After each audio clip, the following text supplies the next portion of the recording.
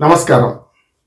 ఎట్టకేలకు ఢిల్లీ ఎన్నికల్లో 27 ఏళ్ల తర్వాత బీజేపీ పార్టీ అప్రతిహత మెజార్టీ. సరే, గతంలో ఆపంత మెజార్టీ కాకపోయినా 48 సీట్లతో గౌరవప్రదమైన మెజార్టీతోని బీజేపీ పార్టీ అధికారంలోకి రాబోతుంది. ఈలోపు గతంలో ఏదైతే ముఖ్యమంత్రిగా పనిచేసిన అతిషి ఆమె రాజీనామా చేసింది.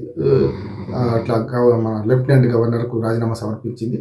ఈలోపు కొత్త ముఖ్యమంత్రి ఎంపిక చేయాలి. అక్కడే పరీక్ష. మొదటి నుంచి కూడా బీజేపీ పార్టీ జాతీయ పార్టీ కనుక మేము ముఖ్యమంత్రి అభ్యర్థిని ప్రకటించము, మేము ఎన్నికైన తర్వాత ఎన్నికైన శాసనసభ్యులే ఎన్నుకుంటారు. అది ప్రజాస్వామ్య ప్రక్రియ మంచిది అంటున్నాను. బీజేపీని అభినందిస్తున్నాను. సరే, పైనుంచి రుద్దబడుతుంది. ఇప్పుడు కూడా పైనుంచే స్టీల్ కవర్ వస్తుంది. గతంలో కాంగ్రెస్ సంస్కృతి బీజేపీ కూడా పాటిస్తున్నది. అది పెద్దగా దానిలో ఏం తేడా లేదు. కానీ సమస్య ఏంటంటే ఇప్పుడు బీజేపీ ముఖ్యమంత్రి ఎవరు, కౌన్ బనేగా ఢిల్లీ బాద్షా, ఢిల్లీ సీఎం అనే ఒక ప్రశ్న వచ్చినప్పుడు సాహిబ్ సింగ్ వర్మ కొడుకు మనకు ఏదైతే వర్మ ఉన్నాడో తను ఇవాళ మా ముఖ్యమంత్రి పర్వేజ్ వర్మ ముఖ్యమంత్రి అభ్యర్థిత్వంలో మొదటి స్థానంలో ఉన్నారని అంటున్నారు. సరే, దాంతోపాటు మరొక నలుగురు అశ్విని ఉపాధ్యాయ నుంచి ముందు మనకు చాలా తివారీలో అందుకొని ఓ శర్మ ఒక ఆయన ఉన్నాడు. ఓ నలుగురు ఆడవాళ్ళ పేరు కూడా వినొస్తుంది. అంటే మొత్తం బీజేపీలో ఇప్పుడు మొత్తం 48 మంది సభ్యులు నలుగురు మహిళలు కూడా గెలిచారు. ఆ మహిళల నుంచి ఎవరినైనా ఒక్కరిని ఎంపిక చేస్తారని అంటున్నారు. కానీ ముఖ్యంగా ఏదైతే న్యూఢిల్లీ నియోజకవర్గం ఉందో, ఇప్పుడు ఏదైతే మనకు పర్వేజ్ వర్మ గెలిచిండో, మా గతంలో మన సాహిబ్ సింగ్ వర్మ కొడుకు ఆయన, అప్పటి నుంచి ఇప్పటిదాకా సాహిబ్ సింగ్ వర్మ కూడా 1993లో ఫస్ట్ ఢిల్లీ ఎన్నిక జరిగినప్పుడు ఢిల్లీ అసెంబ్లీ లేకముందు కేంద్రపాలిత ప్రాంతంగా ఉండే, ఇప్పుడు కూడా కేంద్రపాలిత ప్రాంతమే. కానీ ఢిల్లీ అసెంబ్లీకి ఎప్పుడైతే ఫస్ట్ ఎలక్షన్ జరిగినాయో 1993లో అప్పుడు సాహిబ్ సింగ్ వర్మ అక్కడి నుంచి ఎన్నికయ్యాడు. తర్వాత 98కి వచ్చే వరకు షీలా దీక్షిత్ 98, అట్లా 2003, 2008 వరుసగా 3 సార్లు షీలా దీక్షిత్ గారు కాంగ్రెస్ ముఖ్యమంత్రి ఆమె అక్కడి నుంచి గెలిచింది, అదే నియోజకవర్గం నుంచి. దాంతోపాటు తర్వాత 2013, 2015, 2020 3 సార్లు కూడా మనకు ఎవరైతే అరవింద్ కేజ్రీవాల్ ఉండో ఆయన కూడా ముఖ్యమంత్రిగా మనకు అక్కడి నుంచి గెలిచి ముఖ్యమంత్రి అయ్యారు. అంటే ముఖ్యమంత్రులను తయారు చేసే ఒక కర్మాగారంగా ఇప్పుడు ఈ న్యూఢిల్లీ నియోజకవర్గం నిలిచింది.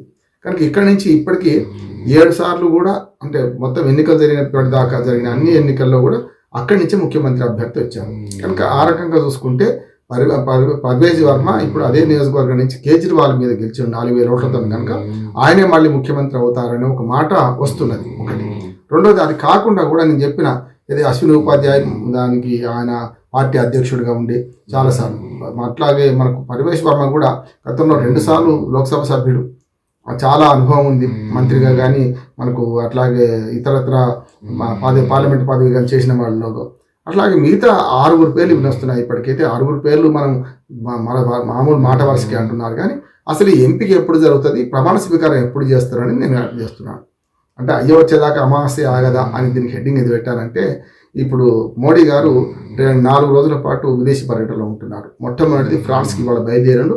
ఫ్రాన్స్లో ఆర్టిఫిషియల్ ఇంటెలిజెన్స్ మీద జరిగే సదస్సుకు ఉపాధ్యక్షత వహిస్తున్నారు. దానికి అక్కడి ఫ్రాన్స్ అధ్యక్షుడు అట్లాగే తాను ఇద్దరు ప్రసంగించబోతున్నారు. అక్కడ మరి ఆర్టిఫిషియల్ ఇంటెలిజెన్స్లో భారతదేశం పాత్ర ఏమిటి, భారతదేశం దాన్ని ఎట్లా ఆమోదిస్తుంది, ఏ రకంగా దాన్ని ఆ ఫలితాలు తీసుకుంటుంది అనే దాని మీద 2 రోజుల పాటు ఫ్రాన్స్లో పర్యటిస్తున్నారు. ఫ్రాన్స్ అధ్యక్షుడితో సహా తాను కూడా ఉంటారు కనుక ఆ 2 రోజులు. ఆ తర్వాత అమెరికా అధ్యక్షుడిని కలుసుకోబోయే దాని మీద కూడా మోడీ గారు ట్వీట్ చేశారు. ఏమనంటే, నేను నా బెస్ట్ ఫ్రెండ్ని కలుసుకోబోతున్నాను, నా ఫ్రెండ్ని కలవబోతున్నాను అని చెప్పిండు. అది ఎల్లుండి నుంచి, ఇవాళ రేపు ఏం ఫ్రాన్స్లో ఉంటే మరి ఆ తర్వాత 2 రోజులు మనకు 13, 14 అక్కడ అమెరికాకి వెళ్ళబోతున్నారు. అమెరికా వైట్ హౌస్ స్వాగతం చేస్తున్నది. వైట్ హౌస్లో స్వాగతిస్తున్నా అని మోడీకి ఫోన్ చేసిన ట్రంపే గతంలో కోరింటూ వెంటనే రమ్మని. అండ్ మోడీ ఇప్పుడు ఫస్ట్ పర్యటన ఇది పాత మిత్రుడు కొత్త పర్యటన అంటున్నాడు. పాత మిత్రుడు అంటే ఎట్లా, 2016లో నుంచి 20 దాకా ట్రంప్ అక్కడ అధ్యక్షుడిగా ఉన్నాడు. మన ప్రధానమంత్రిగా 2014 నుంచే మోడీ గారు ఉన్నాడు. ఇక్కడ మనది 5 ఏళ్ల కాలం కనుక, వాడు 4 ఏళ్ల కాలం కనుక 2016 నుంచి 20 దాకా ఉన్నాడు. మళ్ళీ ఇప్పుడు 24లో ఆయన ఎన్నికైన తర్వాత 25 నుంచి ఇప్పుడు మళ్ళీ 4 ఏళ్ల పాటు మోడీ ఉంటాడు. ఇప్పటి నుంచి 4 ఏళ్ల పాటు అట్లాగే ట్రంప్ కూడా ఉంటాడు. అంటే జత కలిసింది, మనసులు కలిసినాయి, ఓల్డ్ ఫ్రెండ్స్ కొత్త సంగతులు మాట్లాడుకోబోతున్నారు. ఇప్పుడు దాని మీద ఆ సంగతులు మాట్లాడిన తర్వాత అక్కడి నుంచి మోడీ గారు మళ్ళీ విదేశీ పర్యటన ముగించుకొని ఇండియాకు వచ్చిన తర్వాత ఇప్పుడు ఢిల్లీ బాద్షా సంగతి అట్లా పెండింగ్లో వస్తారని నేను అనుకుంటున్నాను. ఇప్పటికే సాహిబ్ సింగ్ వర్మనే దాదాపుగా ఖరారు అయిపోయిందని చాలామంది అంటున్నారు. ఖరారు అయిపోవడమే కాకుండా ఆయనను అమిత్ షా పిలిచిండు, అట్లాగే జేపీ నడ్డాను కలిసిండు, రకరకాల సంప్రదింపులు జరుగుతున్నాయి. అట్లాగే పోటీ పడుతున్న ఎమ్మెల్యే అభ్యర్థులను కూడా, ముఖ్యమంత్రి కోసం పోటీ పడుతున్న పర్వేష్ వర్మతో పోటీ పడుతున్న మిగతా అభ్యర్థులను కూడా ఇప్పటికే మరి అధిష్టానం పిలిచి మాట్లాడుతుంది. అందరినీ ఎవరెవరు ఏం చేద్దామని. ఒక మాట ఏమంటున్నారంటే ఇద్దరు ఉప ముఖ్యమంత్రులు కూడా పెడతామంటున్నారు. అది చిన్న శాసనసభ అయినా కూడా ఇద్దరు ఉప ముఖ్యమంత్రులు పెడితే కొంత శాంతపరుస్తారేమో అనుకుంటున్నారు. పెద్ద మిత్రపక్షాల నుంచి గెలిచిన వాళ్ళు ఎవరు లేరు. 65 సీట్లలో 45 సీట్లు వీళ్ళే గెలిచారు. వీళ్ళ మిత్రపక్షాలు గెలిచిన సందర్భం ఏం లేదు. కనుక పార్టీ ఒకటే బీజేపీ నుంచే మంత్రులు తీసుకున్నా ఎవరిని తీసుకున్నా బీజేపీ నుంచి తీసుకోవాలి. కనుక ఇప్పుడు జరగబోయేది ఏమనుకుంటున్నానంటే అయ్యగారు వచ్చేదాకా అమావాస్య అవుతుంది గ్యారంటీ. అమావాస్య అంటే రేపు 15వ తారీఖు నాడు మోడీ గారు వచ్చిన తర్వాత ప్రమాణ స్వీకారం 15, 16 అట్లా పెట్టుకుంటారని నేను అనుకుంటున్నాను. మోడీ కూడా చాలా వర్కహాలిక్ కనుక విదేశాల నుంచి రాగానే వెంటనే ఈ ప్రమాణ స్వీకారం ఉంటుందా అని లేదు. మోడీ గారికి చెప్పే ఇంతకుముందు గ్రౌండ్ ప్రిపేర్ చేస్తారు. ఎవరు ముఖ్యమంత్రి ప్రకటించే ముందే మోడీ గారికి విదేశాల్లో ఉన్న కమ్యూనికేషన్ ప్రపంచం అంతా ఇవాళ కుగ్రామంగా మారిపోయింది కనుక అక్కడ కూడా చెప్పొచ్చు. ఆయన ఫిక్స్ అయ్యి వస్తారు. వచ్చిన తర్వాత సీల్డ్ కవర్ వస్తుంది.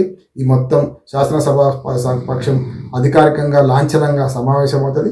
ఆ లాంఛనంలో భాగంగానే ఎవరు ముఖ్యమంత్రిగా ప్రకటిస్తారని చెప్పి అధిష్టాన వర్గం సీల్డ్ కవర్ ఇస్తుంది. ఎవరైతే ముఖ్యమంత్రి కోసం ఆశపడ్డారో వాళ్ళ ద్వారానే ప్రపోజ్ చేయిస్తారు. ఇంకొకరి దాకా బలపరుస్తారు. ఈ రెండు ప్రపోజల్ ఒకరు బలపరచడం ఒకరు ఉంటారు. ఆ తర్వాత ఎవరైతే కొంచెం నష్టపోయినుండే ముఖ్యమంత్రిగా నాకు అవకాశం దక్కేది ఉండే అని ఎవరైతే అనుకుంటారో వాళ్ళకు ఉప ముఖ్యమంత్రి ఇచ్చే అవకాశం ఉంది. ఇప్పటికైతే పాలనాపరమైన అనుభవం కానీ లేకుంటే పాత ముఖ్యమంత్రి కొడుకుగా కానీ కేజ్రీవాల్ను ఓడించిన జాయింట్ కిల్లర్గా కానీ ఇట్లా అన్ని రకాలుగా చూస్తే మరి పర్వేష్ వర్మకి ఎక్కువ అవకాశాలు ఉన్నాయంటున్నాం. సరే కొత్త ప్రయోగం చేసి దళితులకు లేకపోతే మహిళలకు ఇద్దామనుకునే కొత్త ప్రయోగం కనుక బీజేపీ చేస్తే అప్పుడు నలుగురు మహిళలు కూడా పెద్ద అనుభవం లేదు, గెలిచిన వాళ్ళు ఎమ్మెల్యేలుగా. కొందరు ఎమ్మెల్యేలు గెలవని వాళ్ళు కూడా ఎమ్మెల్యే అంటే గెలవకపోవడం కాదు, పోటీ చేయని వాళ్ళు కూడా ఒకరిద్దరు పోటీ ఉన్నారనుకుంటున్నారు. మొత్తం మీద రోజు రోజుకు ఈ ఆశావాహుల సంఖ్య పెరుగుతుంది. పర్వేష్ వర్మతో పాటు ఇంకో ముగ్గురు ఉండేవాళ్ళు మొదట్లో, ఇప్పుడు ఏమైందంటే 8 మందికి పెరిగిండ్రు. ఆశపడ్డం తప్పు కాదు రాష్ట్ర ముఖ్యమంత్రిగా కావడం కోసం, కానీ ఆశపడ్డంత మాత్రం కావాలని ఏం లేదు. బీజేపీ అధిష్టాన వర్గం ఆచితూచి ప్రయత్నం చేస్తుంది. గతంలో ప్రజలు కూడా ఏమనుకుంటున్నారంటే 2003 నుంచి 2008 దాకా వాళ్ళు ముగ్గురు ముఖ్యమంత్రులు మార్చారు. అట్లా కాకుండా మదన్ లాల్ ఖురానా, పర్వేష్ వర్మ, తర్వాత సుష్మా స్వరాజ్ ఈ ముగ్గురిని 2003 నుంచి 2008 దాకా మార్చింది. కనుక మళ్ళీ అట్లా కాకుండా ఉండాలంటే ఈ 5 ఏళ్ళు వచ్చే 5 ఏళ్ళు పరిపాలన పరంగా గట్టిగా బీజేపీ ముఖ్యమంత్రి ఒక్కరే చేస్తారు అనే పేరు తెచ్చుకోవాలంటే ఆచితూచి అడుగు వేస్తున్నారు. అందుకని అయ్యగారు వచ్చేదాకా, మోడీ గారు అనే అయ్యగారు వచ్చేదాకా అమావాస్య అవుతుంది. 15 ఫిబ్రవరి తర్వాతనే ముఖ్యమంత్రి ఖరారు అవుతారు. అప్పటి తర్వాతనే ఈ ప్రమాణ స్వీకారం జరుగుతుందని నేను అనుకుంటున్నాను. నమస్కారం.